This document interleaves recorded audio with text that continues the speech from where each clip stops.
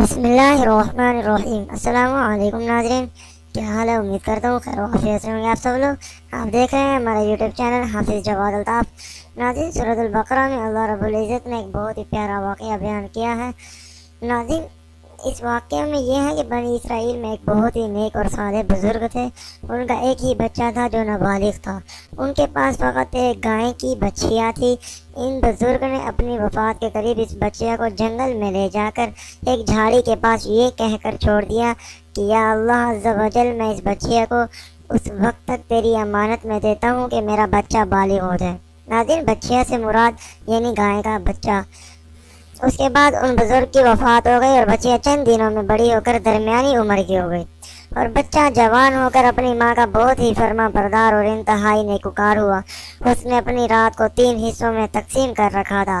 ایک حصہ میں سوتا تھا، ایک حصہ میں عبادت کرتا تھا، اور ایک حصہ میں اپنی ماں کی خدمت کرتا تھا۔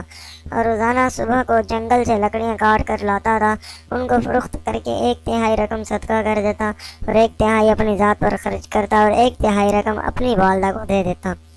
ایک دن لڑکے کی ماں نے کہا کہ میرے پیارے بیٹے، تمہارے باپ نے میراث میں ایک بچیا چھوڑی تھی جس کو انہوں نے فلاں جھاڑی کے پاس جنگل میں خدا عز و جل کی امانت میں سونپ دیا تھا۔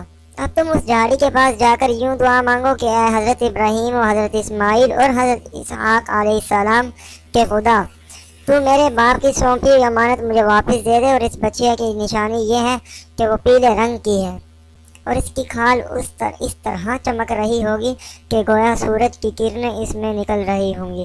یہ سن کر لڑکا جنگل میں اس جھاڑی کے پاس گیا اور دعا مانگی تو فوراً ہی وہ گائے دوڑتی ہوئی آ کر اس کے پاس کھڑی ہو گئی، اور یہ اس کو پکڑ کر گھر لایا تو اس کی ماں نے کہا بیٹا، تم اس گائے کو لے جا کر بازار میں 3 دینار میں فروخت کر ڈالو، لیکن کسی گاہک کو بغیر میرے مشورے کے مت دینا۔ ان دنوں بازار میں گائے کی قیمت 3 دینار ہی چل رہی تھی۔ بازار میں ایک گاہک آیا جو در حقیقت فرشتہ تھا۔ اس نے کہا کہ میں گائے کی قیمت 3 دینار سے زیادہ دوں گا، مگر تم ماں سے مشورہ کیے بغیر یہ گائے مجھے فروخت کر ڈالو۔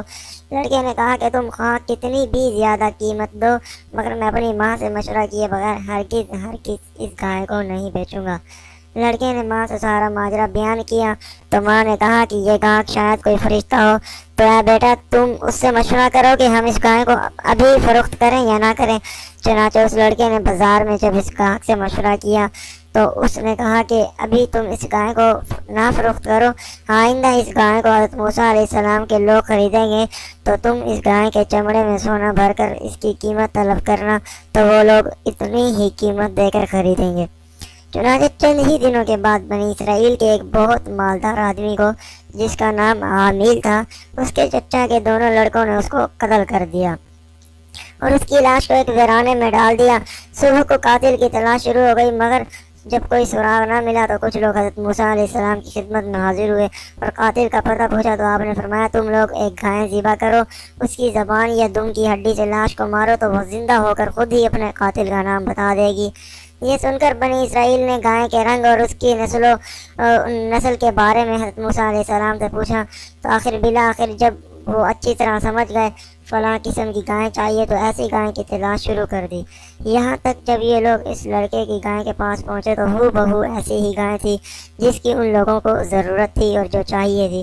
چنانچہ ان لوگوں نے گائے کو اس کے چمڑے میں بھر کر سونا اس کی قیمت دے کر خریدا اور ذبح کر کے اس کی زبان یا دم کی ہڈی سے مقتول کی لاش کو مارا تو وہ زندہ ہو کر بول اٹھا کہ میرے قاتل میرے چچا کے دونوں لڑکے ہیں جنہوں نے میرے مال کے لالچ میں مجھ کو قتل کر دیا ہے۔ یہ بتا کر پھر وہ مر گیا۔ چنانچہ ان دونوں قاتلوں کو قصاص میں قتل کر دیا گیا، اور مرد صالح یعنی وہ بنی اسرائیل کا وہ شخص جس کا وہ لڑکا تھا، وہ لڑکا جو اپنی ماں کا فرما بردار تھا، کثیر دولت سے مالا مال ہو گیا۔